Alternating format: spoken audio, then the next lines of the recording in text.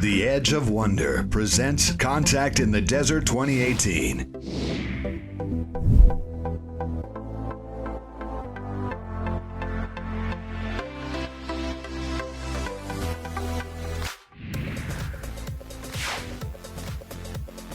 Hey guys, welcome to Contact in the Desert. This is Ben with the legendary Clyde Lewis, who hosts Ground Zero, the radio show. Tell us a little bit about yourself and your radio show and what you do. Well, the radio show started in 1995. We were starting about the same time as Coast to Coast AM. We were probably the first radio show, along with Coast to Coast, to be actually transmitted on the internet. And while Coast was national, we were local in Salt Lake City. We were on with Dreamland, and we were on with Jeff Rentz's Sighting Show. And so we had this whole block that we broadcast on the internet. And then from there, I moved to Portland, Oregon, where I kept Ground Zero going. We did a national show on the weekends, and then we moved it to local, and then we moved it back to national again. And now I'm about, I'm 300 stations strong. I'm on before Coast to Coast AM with George Norrie. And so we kind of have this relationship, he and I. I'm kind of his opening act, and he kind of ends the night for everybody. That's great. Yeah. So what's some of the most crazy things that you've experienced or heard or... Oh, everything from UFO sightings to being attacked by the ghost of the Zodiac Killer.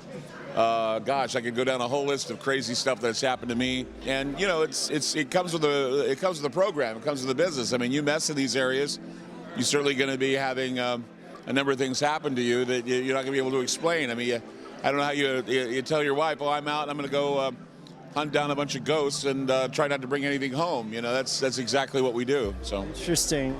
So you personally have seen a lot of this stuff as well. Oh yeah, I mean, I've been in several places. I've been to Roswell. I've been to, I actually was in Groversville, New Jersey, back where Orson Welles first talked about the aliens landing in 1938. So not very many people can say they've been to Grover's Mill, but Grover's Mill is where the War of the Worlds started, fictionally. But it was nice to be able to go to the monument, pay some respects to Orson Welles, who I like to say that I'm kind of like Orson in the fact that I like to do theater of the mind on my program, and that's what I do. So very cool.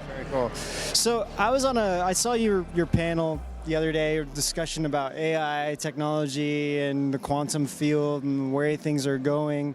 I just wanted to kind of ask you from your perspective, based on what you heard and everything, your understanding of the whole quantum computers and the AI and where this is going.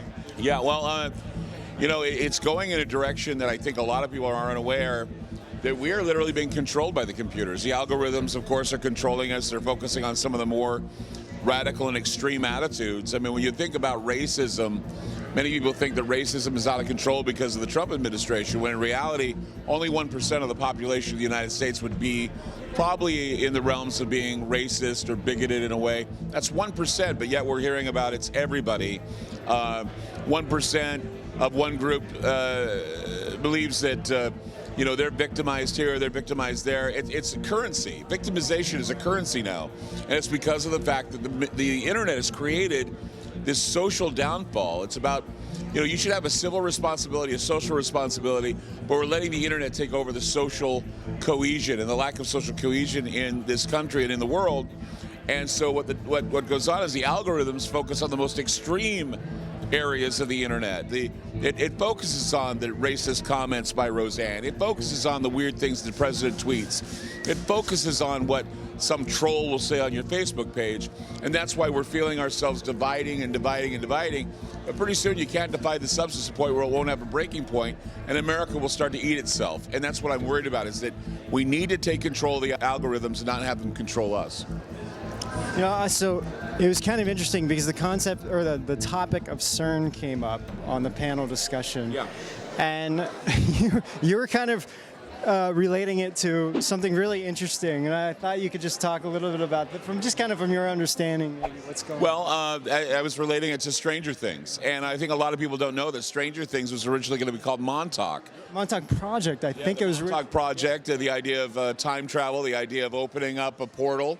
In fact, Montauk is involved with the Philadelphia experiment. I hear the Philadelphia experiment being mentioned as well in the panel, and with good reason, because the Upside Down is basically a product of the Department of Energy in some fictional Indiana town in this thing.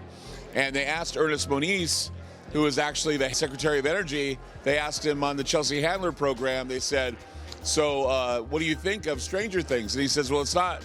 He says, I haven't really seen it.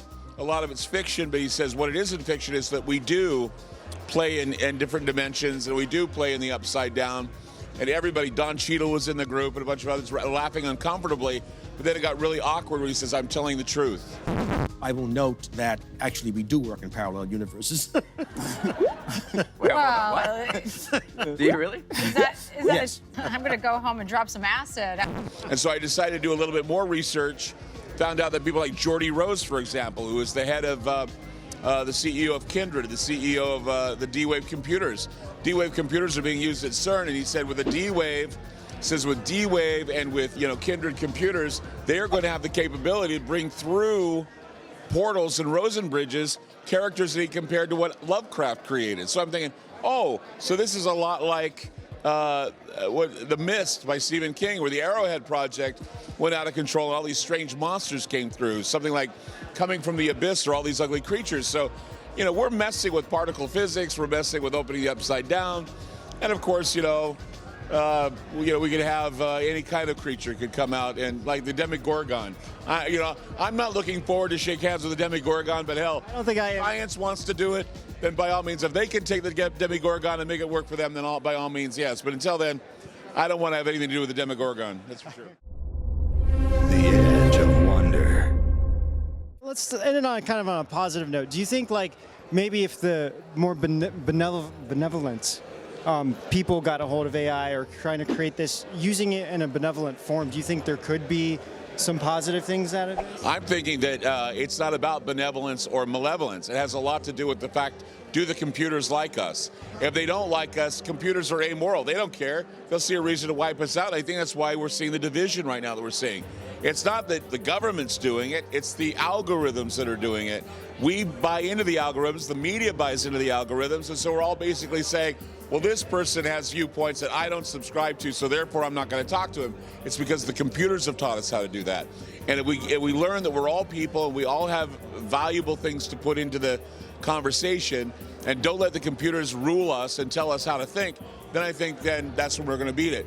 But there really is no end-all be-all authority that's going to tell us this. In fact, I had a friend of mine who once told me, he said, if you're looking at all the tentacles from the octopus going into everything we do, what if you found out that the octopus didn't have a head? Wouldn't that scare you? Would it scare you to think that people are monsters and they're the ones doing it? Yes, it would. Well, we have to understand that people are monsters.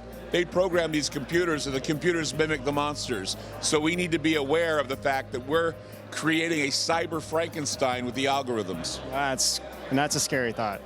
That's crazy. Yeah, I mean, and you've heard of the Mandela Effect, I assume? Yeah, well, the Mandela Effect is another aspect of the algorithms, because what it is it basically exploits our collective scotoma, our collective blind spot in our thinking, and so collective recall is damaged in the process. Yeah, so on the way here, I was freaking out when we were at the airport because I just noticed that the engines on the plane are in front of the wing instead of behind the wing. Right. And I've always sat behind the wing, and I could never see outside the window because the engine is in the way. And for the first time, I was looking outside the window, and I'm like, why can I see the ground? And I realized that the engine is in front of the wing, and I was just freaking out about it. So we checked everything to make sure, is this a Mandela effect, or is this just recently? Right. And it seems to actually be a Mandela effect. That it seems like from all the planes of photos that we were seeing, even from in the 90s, the engine was in the front of the wing, and I was just freaking out about that. So well, the other day someone turned me on to a Mandela Effect. If you look up the word Calcutta, it's spelled with a K, not with a C. That's weird. It's Calcutta or something. And I'm thinking, wait a minute, how have I spelled it? Calcutta? And Qatar is now Qatar. And I'm thinking, why is this all changing? It's because collective recall is being changed with the Mandela Effect. That's crazy, man. Yeah. All right. Well, Clyde, thank you so much for talking. I appreciate it. Any last comments? Always remember that we're learning that we're living in a matrix. And every once in a while, things get through the matrix and scare us. But we're in this overlapping multiverse. And when we realize we're part of this overlapping multiverse, things like the Mandela Effect and other crazy deja vu experiences and synchronicities will all be more meaningful when you realize we're overlapping right now. And it's an amazing time to be alive.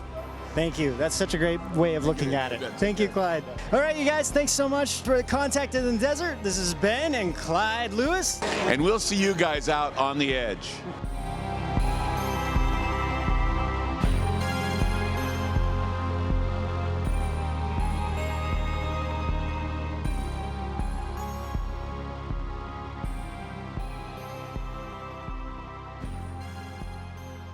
Thank you for joining us for another edition of The Edge of Wonder. Be sure to hit like and subscribe and click that notification bell so you don't miss a single episode from The Edge of Wonder.